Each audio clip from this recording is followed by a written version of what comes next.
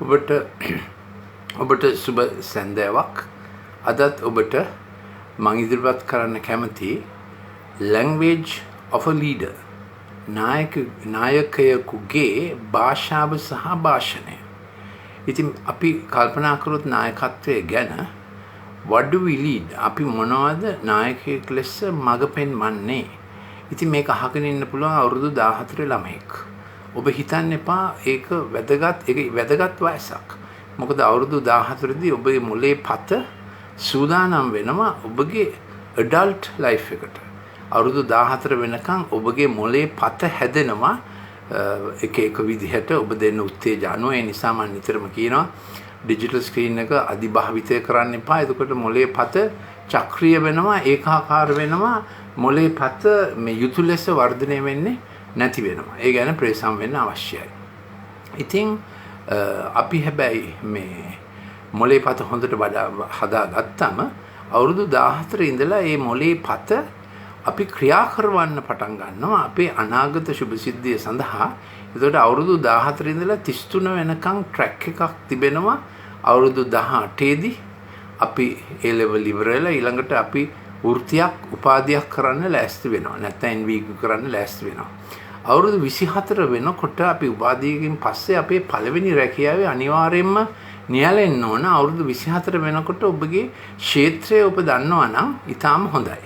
ඉතින් මේ ටොක් එක මේ පොඩි සාකච්ඡාව අවුරුදු 14 ළමයටත් අදාළයි, අවුරුදු 24 තරුණයටත් අදාළයි, අවුරුදු 33 පුද්ගලයාටත් අදාළයි. අවුරුදු 33 තමයි ඔබ අවුරුදු 33 ඉඳලා 43ට තමයි ඔබගේ සාර්ථකත්වයේ දියුණු වෙන්නේ.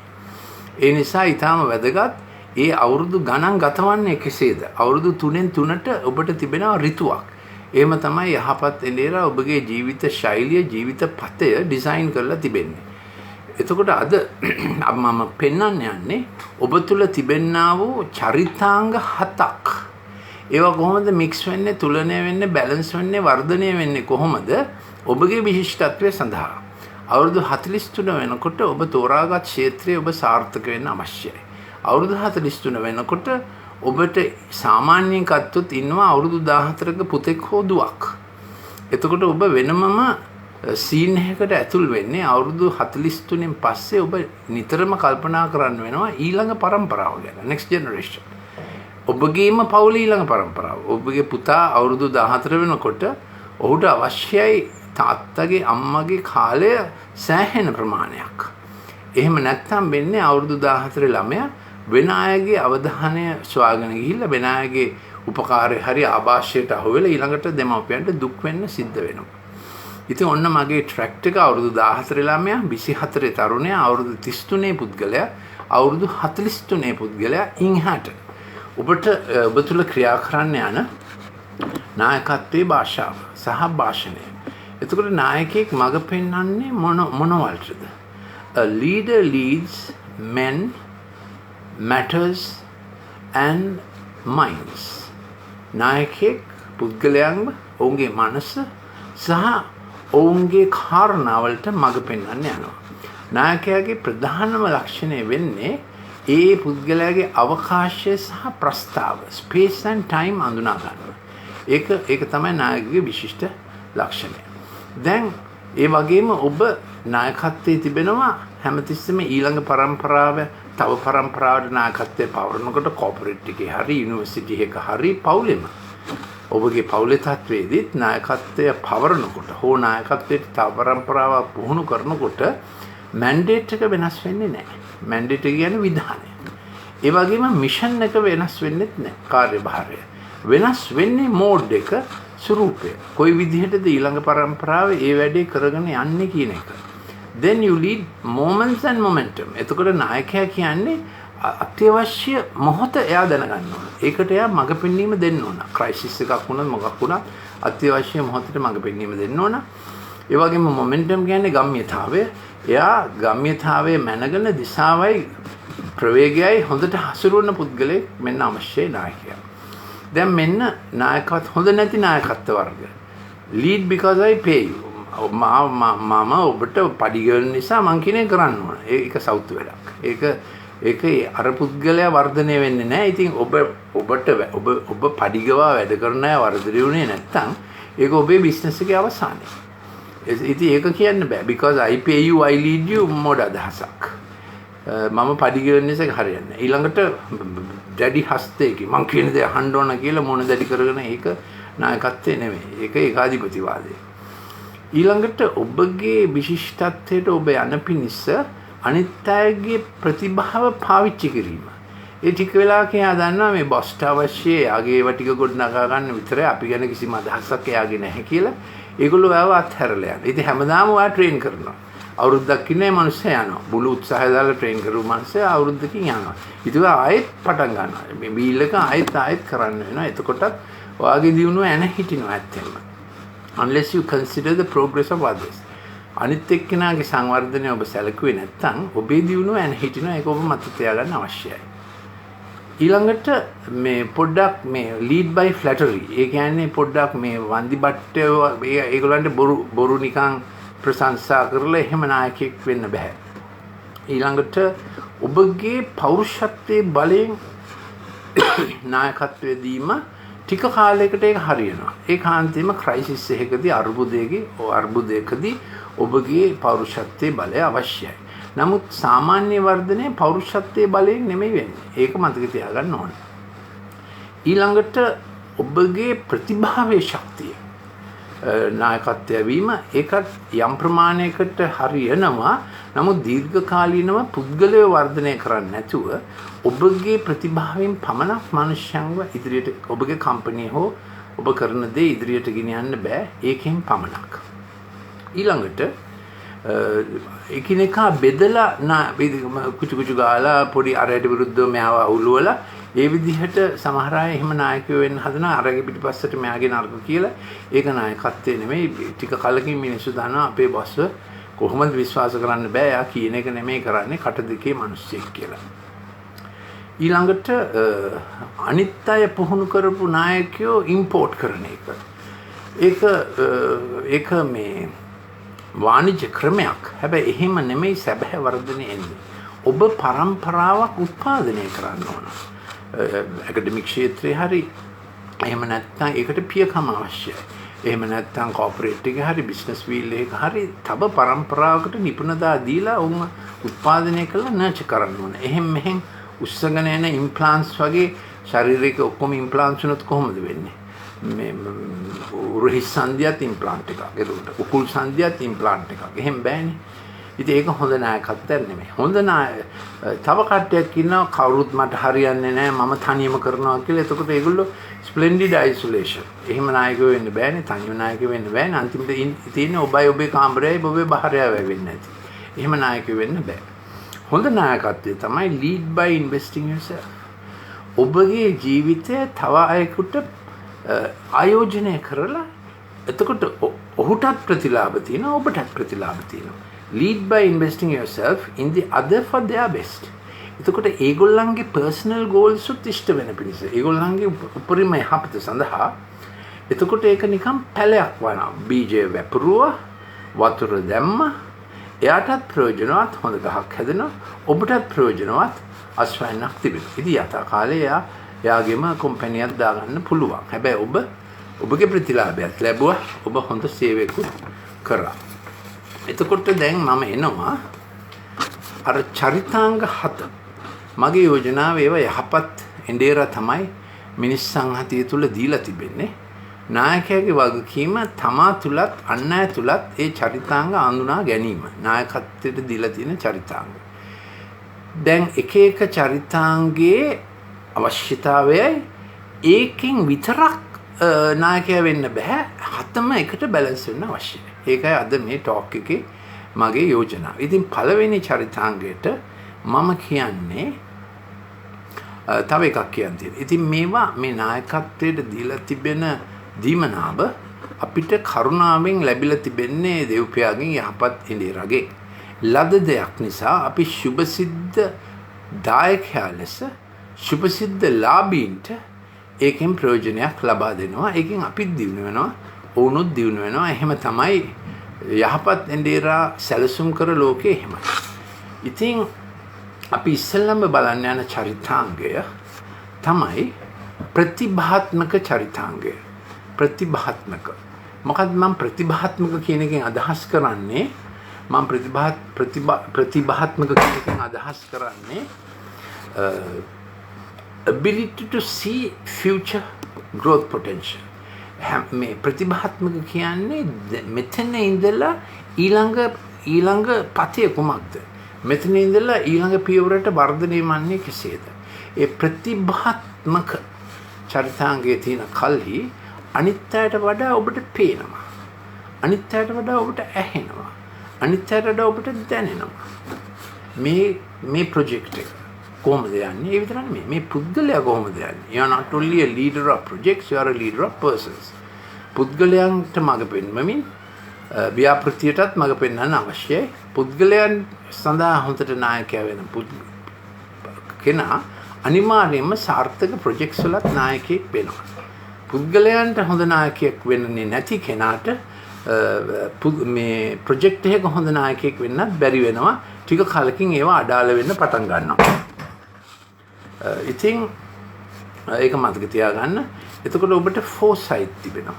ඉදිරිය පේනවා නායකයාට. ඒකයි මේකට ප්‍රතිභාත්මක කියන්නේ. ඔබට ඉන්සයිට් තිබෙනවා. ඇයි මේක මේ විදිහට වෙන්නේ කියලා පුද්ගලයාගේ ඇතුලේ ක්‍රියා කරන හැටි පේනවා. ඔබට හයින්සයිට් තිබෙනවා. වෙච්ච දෙයක් හරි ගස්ස ගන්න. විවේකයක් තියෙනවා, අවශ්‍යතාවයක් තේරෙනවා. ඒකයි හයින්සයිට් කියන්නේ පසුගිය දේෙන් ඉගෙන ගැනීම. ඒකට අපි විෂනරි ලීඩර් කියලා කියනවා. දර්ශනයක් තියෙන නායකයෙක්. දර්ශනාත්මක. එතකොට ability to see why what went wrong there. යම් දෙයක් වැරදුනේ ඇයි කොහෙදද වැරදුනේ ඒක හරි ගස්සන්නේ කෙසේද කියන එක නායකයා නිතරම යොමු වෙන එක. ඔහෙ කමක් නැහැ කියලා යන්නේ නැහැ.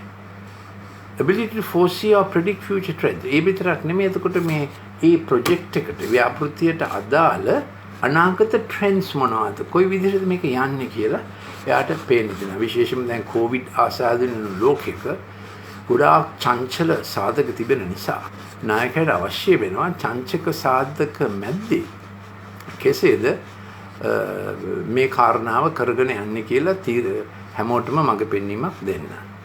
එතකොට ඔහු ෆලෝ කරන මූලධර්මය තමයි මේ කාලෙදී වැඩියෙන්ම වපුරන්න ඕනේ කෝකෙද? invest where and how. එයාට පේනවා අර්ක තමයි වැඩියෙන්ම ශාස්ත්‍රීය වෙන්න යන්නේ. ඇක්චුවරිස් කරන්නේ එහෙමයි.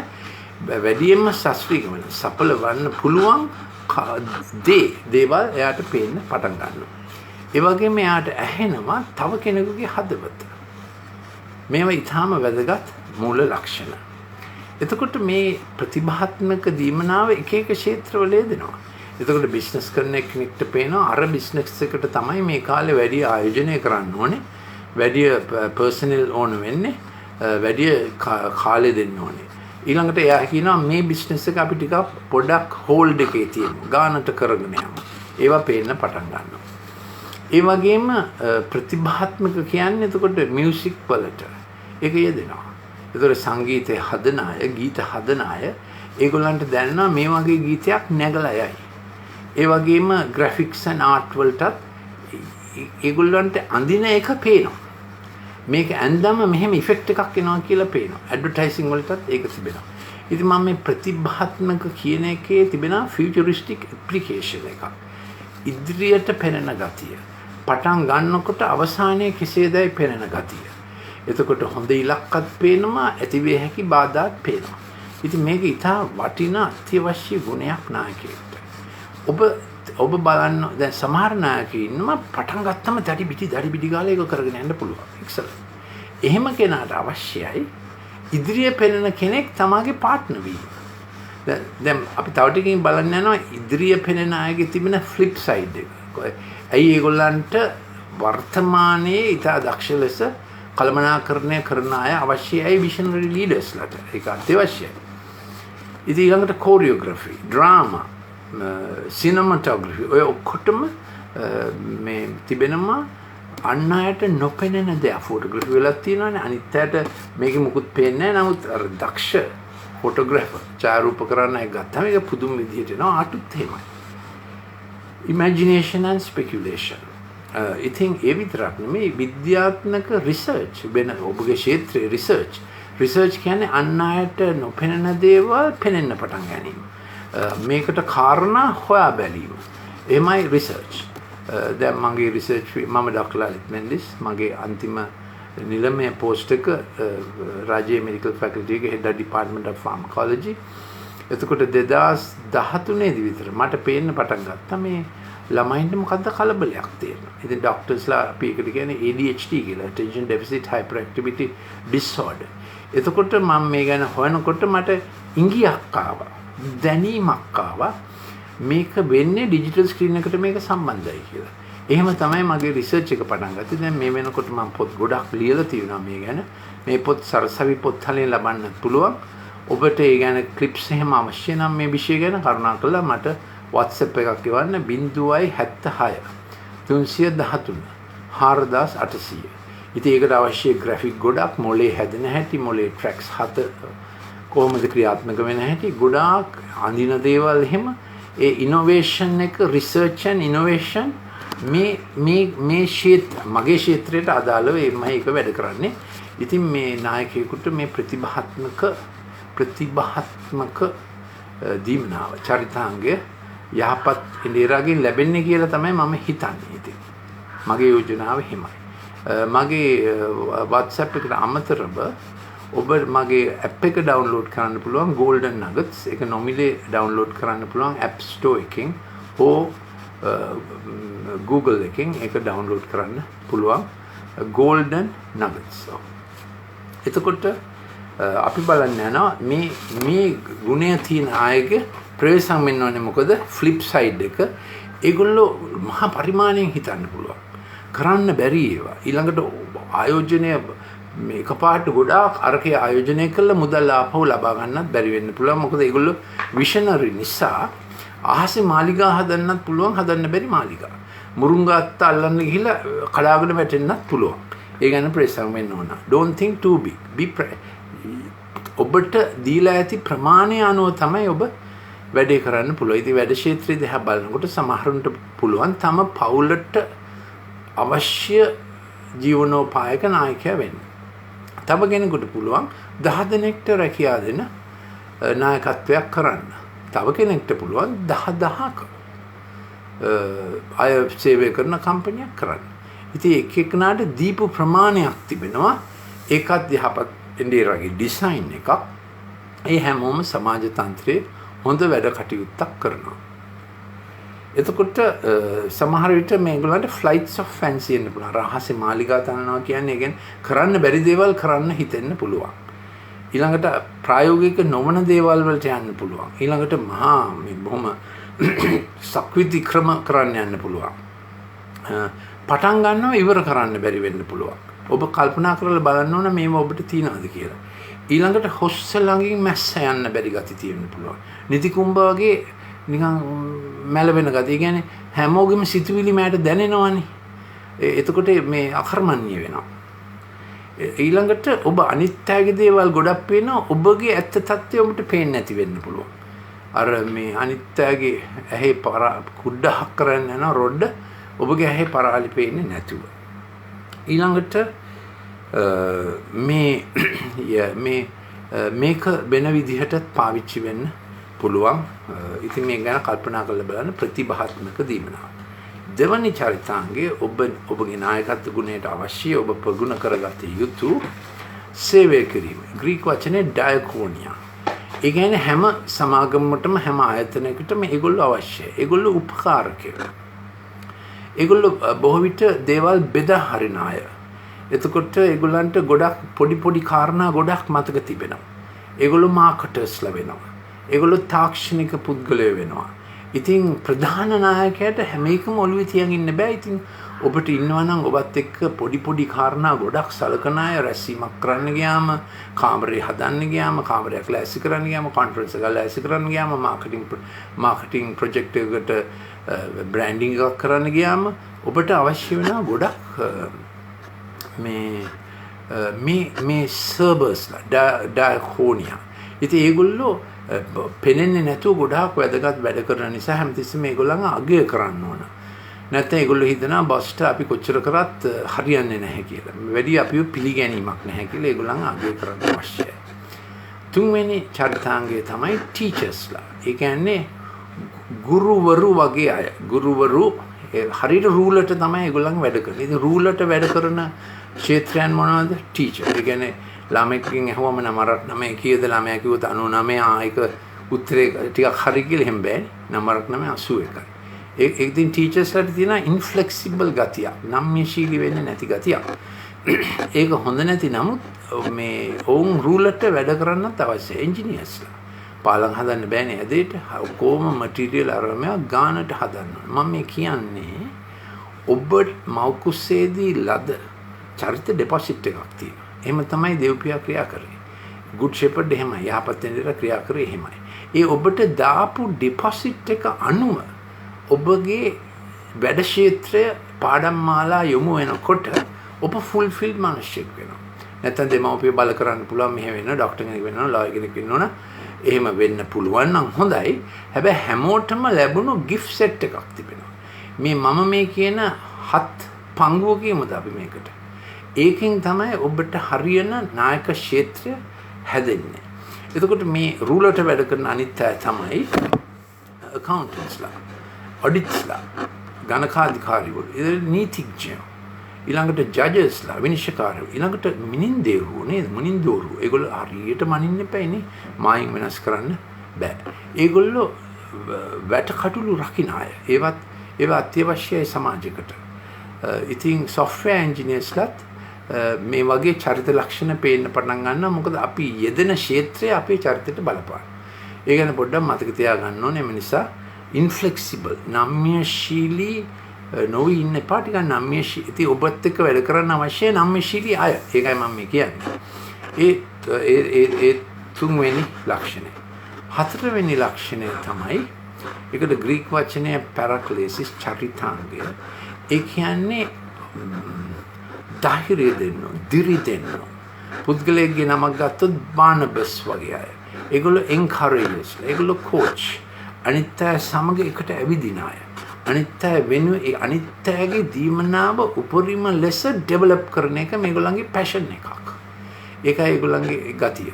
එතකොට coach, counsellor, running alongside others, HR අය, ඉතින් hospitality industry එක අනිත් අයගේ යහපත උදෙසා හිතාමතා ක්‍රියා කිරීමට මේගොල්ලන්ට ඉබේම යොමුවක් තියෙනවා. ඒකෙදි ලොකු ෆීල් එකක්.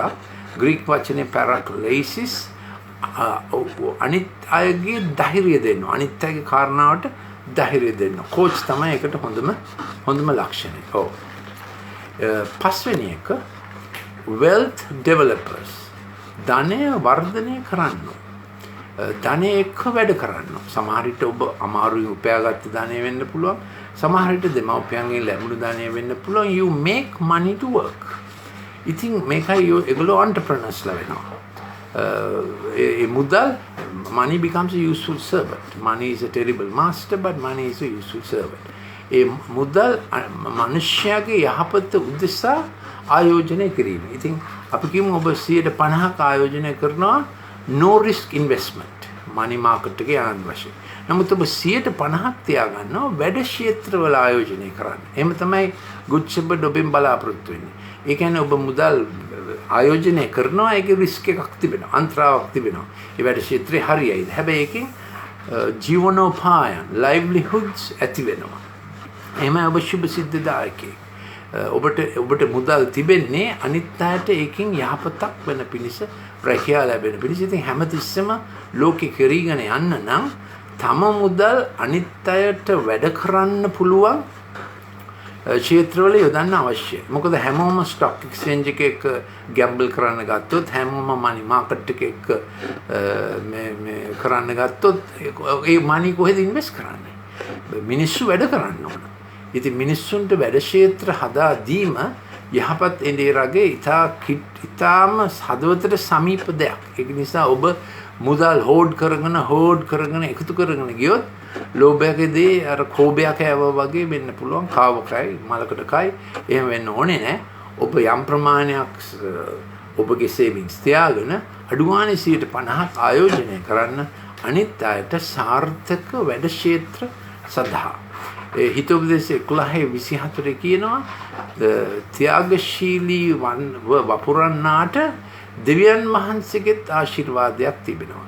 අනිත් අයට වතුර ඉසින්නාට ඔහුටත් වතුර ඉසනු ලැබේ. එහෙමයි. මසුරු ලෙස වපුරන්නා මසුරු වන්නේය. ඔව්. එහෙමයි. So these are those who, if you have money to give liberty, you must have worked well for it. ඔබ දෙමව්පියන්ගෙන් ලැබුණු ධනෙ උනත් අමාරුවෙන් උපයාගත්ත ධනෙ උනත් let money work for others. You will have a great reward from it. ඒ මුදල් අනිත් අයගේ ජීවනෝපාය වෙනුවෙන් වැඩ කරනකොට යහපත් උත්තරීතර එළියක් ඉන්නවා ඔබවත් සඵල කරනවා ඒ ක්‍රමයට. So wealth developers are work developers. ඉතින් ධනය වර්ධනය කරන්නෝ වැඩ ක්ෂේත්‍ර සංවර්ධනය කරන්න වෙනවා. ඒගොල්ලෝ ප්‍රසිද්ධ නම් දරපු අය වෙනවා. මොකද මිනිස්සු හරි ගුණවත් මෙච්චර වැඩ ක්ෂේත්‍ර ගොඩක් ඒගොල්ලෝ පෝෂත් වුණා. අතිශයින් ධනවත් වුණා. හැබැයි ඒගොල්ලන්ගේ ධනයෙන් වැඩ ක්ෂේත්‍රات ඒගොල්ලෝ නිර්මාණය කරා. ඉතින් ධනපතින් බංග වේවා කියලා මේක කරන්න බෑ. මොකද ධනය තියන අය දන්නවා ධනය මැනේජ් කරන්න. ඒකයි ප්‍රශ්නේ. ධනය මැනේජ් කළා අනිත් අයට රැකියාව ලැබෙන ලෙස ධනය මැනේජ් කරන්න අවශ්‍යයි. ඉතින් දෙමව්පියෝ ට්‍රේන් කරන්න ඕන ළමයින්ම පවුලේ ධනය දෙන්න ඉස්සෙල්ලා ඒක පාවිච්චි කරන්නේ කොහොමද කියලා. ඉතින් ඔය ධනය දීම ගැන. දැන් අපි එනවා මේ නායකත්ව දීමනාට මොනවද අදාළ වෙන්නේ? මම මුලින්ම කිව්වා you are a leader of men, matters and minds. ඔබ මනුෂ්‍යයන්ද කාරණාද ඔවුන්ගේ මනසද නායකත්වයක් දෙන්න ඕන. නායකයාගේ විශේෂ දේ තමයි එක්කෙනාට හැන්ඩල් කරන්න පුළුවන් අවකාශය. මෙයාට 5 දෙනෙක්ව බලා ගන්න පුළුවන්. මෙයාට 25 දෙනෙක්ව බලා ගන්න පුළුවන්. මෙයාට 500 දෙනෙක් බලා ගන්න පුළුවන්. ඒගොල්ලෝ තමයි සීනියර් මැනේජර්. මෙයාට 10 දෙනෙක්ට 10 දෙනෙක් කියන්නේ 10ක් බලා ගන්න පුළුවන්. ඒ කියන්නේ 10ක ජීවනෝපායට වග කියන්න ඕනේ. ඒගොල්ලෝ තමයි ඩිරෙක්ටර්ස්ලා වෙන්නේ. ඉතින් මේ වැඩ ක්ෂේත්‍රයේ ජූනියර් මැනේජර්, සීනියර් මැනේජර්, ඩිරෙක්ටර්ස්ලා ඊළඟට චෙයාමන් ඒවා තරාතිරම් නෙමෙයි ඇත්තෙන්ම ඒවා නායක නිපුණතා, නායක මට්ටම්. අපි මොනවද කරපු දීමනා? පළවෙනි එක ප්‍රතිභාත්මක, දෙවෙනි එක ගුරුවර, තුන්වෙනි එක දෙවෙනි එක සේවක, තුන්වෙනි එක ගුරුවර, හතරවෙනි එක encouragement, දැන් පස්වෙනි එක අපි බැලුවා wealth developers, හයවෙනි එක නායක දීමනාට මොනවද අදාළ වෙන්නේ? එතකොට අනිත් අයගේ වර්ධනය ඩිරෙක්ට් කරන්න ඕන.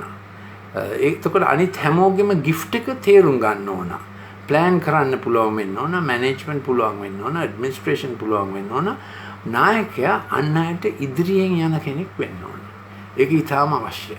මිනිස් සංහතිය හැදිලා තිබෙන්නේ බැටළුවෝ වගේ. මේ කුළුමීමෝ වගේ නෙමෙයි කාගෙන ඔළුව පාත් කරගෙන ගහ හරි ගිහිල්ලා ගහන්නේ. ඒ කුළුමීමා. නායකයෝ කියන අය එඬේරු. මොකද සෙනග බැටළුවෝ වගේ. ඒගොල්ලන්ට ලීඩර් කෙනෙක් පෙනෙන්න අවශ්‍යයි. එතකොට මේ ලීඩර් පෙනෙන්නත් ඕන, ඇහෙන්නත් ඕන. ඇහෙන්නේ නැති ලීඩර්ස්ලා, පෙනෙන්නේ නැති ලීඩර්ස්ලා මිනිස්සුන්ට ෆලෝ කරන්න බෑ. ඒකයි ප්‍රශ්නේ. අනිත් එක ඒගොල්ලෝ කියන එක දැන් සාමාන්‍ය ඩිරෙක්ට් නම් බැටළුව සම්බන්ධයෙන් 100කට විතරයි යා පේන ඇහෙන තත්ත්වෙ ඉන්න පුළුවන්. ඉතින් හැමතිස්සෙම the senior leader has to have 12 who leads 12 like that. ඒ විදිහට ඔබ senior leader වුණාම ඔබට 12 දෙනෙක් ඉන්න ඕන ඉතා කිට්ටුවේ. ඩිරෙක්ටර්ස්ලා 12ක් වෙන්න පුළුවන්. ඉතා කිට්ටුවෙන් ඒගොල්ලෝ අනිත් අයව ලීඩ් කරනවා. ඒකට ඔබගේ හඬ, ඔබගේ දර්ශනය මේ පල්ලෙහාට දිගටම ගලාගෙන යන ක්‍රමයක් ඔබ හොයාගන්න ඕන. එයා පයනියර් කෙනෙක්, එයා විෂනරි කෙනෙක්. එයාට අවශ්‍යයි foresight, insight, hindsight, ඉදිරිය පෙනීම, වර්තමාන තත්ත්වය පෙනීම, මිනිස්සු පෙනීම ඊටාම අවශ්‍යයි. මිනිස්සු කැමති නැති අයට ලීඩර් කෙනෙක් වෙන්නත් බෑ. මිනිස්සුන්ට කෑ ගහන අයටත් ලීඩර් කෙනෙක් වෙන්න බෑ. මිනිස්සු එක්ක ඇවිදින කෙනෙක් වෙන්න ඕන ලීඩර්.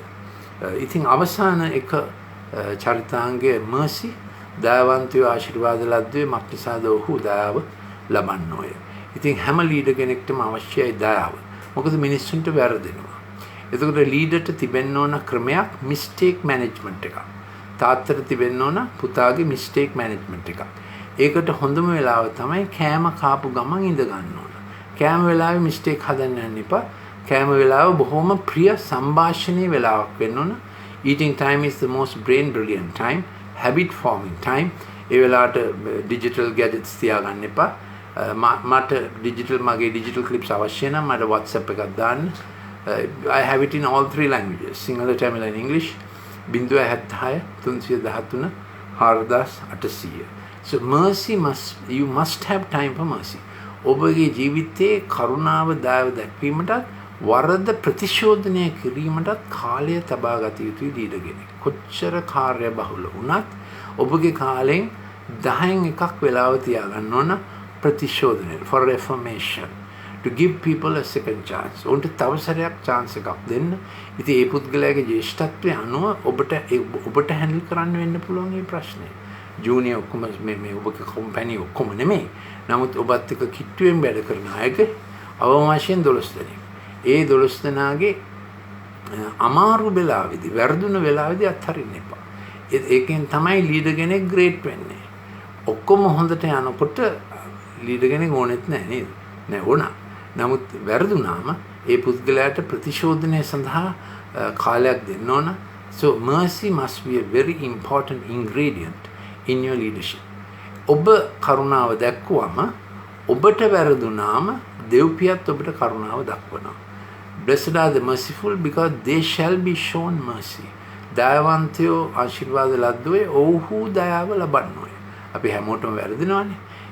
ඒක පැකේජ් කරගන්න ඕන ඔබගේ leadership style එකට. Yes, so let me see whether there's any more flip side තා මොන හරි තියෙනවද කියලා අපි බලමු. ඔබ දැනගත යුතු. දැන් මම දැන්ටම කිව්වා ඔබ ඇයි මේ චරිත 7ම එක්ුණාම තමයි ඔබ සාර්ථක ලීඩර් කෙනෙක් වන්නේ. I hope this is helpful and I want to teach you 7 words as a teacher. මේ ලීඩර් කෙනෙක්ට අවශ්‍ය වචන 7ක් තිබෙනවා. එතකොට ලීඩර් කෙනෙක් අවොයිඩ් කරපු යුතු කාරණා 3ක් තිබෙනවා. අපේ සිතුවිලි වල පිරෙනවා අපිට හොඳට කරගන්න පුළුවන් වුණ දේවල් ගැන glad and grateful. අපි ඒ ගැන සතුටින් කෘතවේදීව ඉන්න සිතුවිලි. ඒක 75%ක් නම් අපේ සිතුවිලි very good healthy existence. බොහොම හොඳ සෞභාග්‍යවත් සාරවත් ජීවිතයක්. 2 අපිට තිබෙනවා ඉෂ්ට නොවුණු දේවල් ගැන fretful stress එකේ තියෙන සිතුවිලි. ඒක 75%ක් වුණොත් හරි අමාරුයි. මොකද fretful කියන්නේ අනාගතයේ ජය ගැනීමට තිබිය යුතු අපේ ශක්තිය වැය වෙනවා පිටිපස්සේ තියෙන පරාජය එක්ක ෆයිට් කරන්න ගිහිල්ලා. පිටිපස්සේ තියෙන පරාජය එක්ක ෆයිට් කරන්න බෑනේ, ගිහිල්ලා ඉවරයිනේ. ගිය නොවන ඇතුන් ලබාවත් අද්දවන්න බෑ. So fretful, watch that. ඒක බලාගන්න. 3 වෙනි එක අපිට සිතුවිලි තියෙනවා තරහ සිතුවිලි, වැරදුණු, පෙරදුණු, කලමුණු දේවල් ගැන. හැමතිස්සෙම අපි ඒකට වෙන කාවහටි එකට බ්ලේම් එක දානවා. ඒකත් බොහොම මේ ප්‍රතිගාමී වැඩක්. ඒ නිසා අපේ උත්සාහය අපේ සිතුවිලි ඒක කියන්නේ මෙහෙමයි මාගේ සෑම සිතුවිල්ලක්ම යහපත් එන්ඩේරාට ස්තුතිවන්ත වෙනවනම් ගොඩාක් ඔක්සිටෝසින් ගැබා සෙරටනින් වලින් අපිට වැඩ කරන්න පුළුවන් වෙනවා. අපි තරහින් ඉන්නකොට ඇඩ්‍රිනලින් කෝටිසෝල් හයිපර්ටෙන්ෂන් එනවා, ඩයබටිස් ඇති වෙනවා. අපේ සිතුවිලි බොහොම අර වේගය අපිව පාලනය කරන්න ගන්නවා. ඒක හොඳ එක්සිස්ටන්ස් එකක් නෙමෙයි. එතකොට ඒ 3 අවොයිඩ් කරන්න ඕන. එතකොට වචන 7ක් තියෙනවා. trust විශ්වාසය තබන්න යහපත් එන්ඩේරා ඔබගේ යහපත සඳහා ක්‍රියා කරනවා. එයා කැමති ඔබව සඵල කරන්න. එයාට පුළුවන් ඔබව සඵල කරන්න. 3 things. goodness of the good shepherd, willingness of the good shepherd, ability of the good shepherd. ඔබ තනියම නෙමෙයි මේ වැඩේ යෙදෙන්නේ. ඔබට සහකරුවෙක් ඉන්නවා. සීනියර් පාර්ට්නර් කෙනෙක් ඔබට ඉන්නවා. ඔබේ යහපත් එන්ඩේරා. ඉතින් දෙවැනි එක do good. ඔබ යහපත කිරීම ඔබගේ ජීවිතේ බිස්නස් එක කරගන්න. ඔබට කරන්න පුළුවන් පොඩි යහපතක් වෙන්න පුළුවන්. හිඟන්නෙක්ට කැම පැකට් එකක් දෙන්න. Then that multiplies. ඒක එන්න වර්ධනය වෙනවා. යහපත කිරීමේ ඔබේ හැකියාව වර්ධනය වෙනවා කියන්නේ ඔබ දැනවත් වෙනවා. එහෙමයි මේ God economics වැඩ කරන්නේ. Trust. 2 do good. 3 ඔබ විශ්වාසකම කල්ටිවේට් කරන්න. විශ්වාසකම නිකන් එන්නේ නැහැ. එතකොට ඔබත් එක්ක සේවය කරන අය දන්නවා බොස් අපිව අත්හැරලා යන්නේ නැහැ. අසාධාරණ දෙයක් අපිට වෙන්න දෙන්නේ නැහැ. cultivate faithfulness. විශ්වාසකම cultivate කරන්න resources සමග පුද්ගලයෝ සමග. හතරවෙනි කාරණාව ඔබට දුන්නු ක්ෂේත්‍රයේ මුල් බැහැගෙන රඳා ඉන්න. මාරු කර කර යන්න එපා. ඔබට දුන්න මිනිස්සු සමග දීර්ඝකාලීනව වැඩ කරන්න. ඒගොල්ලන්ව මාරු කරලා සැක් කරලා මේ නැපෝලියන් වගේ ක්‍රියා කරන්න එපා. ඒක ඔබට දුන්නු ක්ෂේත්‍රයේ ඉන්නවා වැඩ කොටසක්, ආදායම් කොටසක්, පුද්ගලය කොටසක්. ඒගොල්ලෝ එක්ක දීර්ඝකාලීනව වැඩ කරන්න. Work long with people. That's what it means to dwell, occupy the portion you have been given. පස්වෙනි එක delight. එතකොට ඔබ ප්‍රීතියෙන් දෙවියන් වහන්සේ තුල ප්‍රීතියෙන් then you will have the desires of your heart becoming profitable projects. ඔබ ආශා කරන දේවල් සාරවත් සෞභාග්‍යමත් දේවල් වෙනවා. හයවෙනි කාරණාව අනිත් අයට ඊර්ෂ්‍යා කරන්න එපා. ඒගොල්ලෝ කොයි විදිහට දිනු වුණත් ඒ විදිහට ඔබ දිනු වෙන්න යන්න එපා. Rest and be patient. ඔය තැනට ආවම හිතෙන් විවේකීව ඉන්න අනිත් අයගේ දිනුවට ඊර්ෂ්‍යා කරන්නේ නැතිව. ඒගොල්ලෝ ඔයාට වඩා දිනු වෙන්න පුළුවන් වැරදි ක්‍රම වලට. ඒව අනුගමනය කරන්න යන්නත් එපා. ඒව එක්ක ෆයිට් කරන්න යන්නත් එපා. හත්වෙනි පොරොන්දුව you will be able to give over the inheritance of your land to your next generation. ඔබගේ how to inherit. ඔබ දැන් කරගෙන යන එක ඔබගේ පුතාට, ඔබගේ දුවට, ඔබගේ මුණුබුරාට යන විදිහට ඔබගේ වැඩසටහන හදලා දෙන්න යහපත් ඉන්දියාට පුළුවන්. So inheriting what you have labored for another generation and another generation. තව පරම්පරා ගන්නකොට ඔබගේ වෙහෙසේ සහ වැඩය උරුමයක් ලෙස බාර දීම, passing the baton, very important. So God bless you and keep you. Thank you for listening.